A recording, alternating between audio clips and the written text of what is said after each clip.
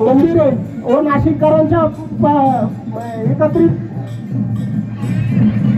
जय श्रीराम, जय श्रीराम. आपण सगळ्यांनी 2 मिनिटांकडे लक्ष द्या.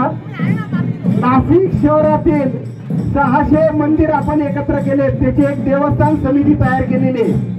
600 मंदिर, त्यामधील 400 पेक्षा जास्त मंदिरामध्ये संध्याकाळी 7ची आरती सुरू केलेली आहे.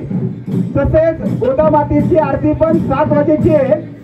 त्याचबरोबर सगळ्यांना विनंती आहे की आपण आपल्या घरात सुद्धा बरोबर त्याच वेळेला दिवा बत्ती करायची.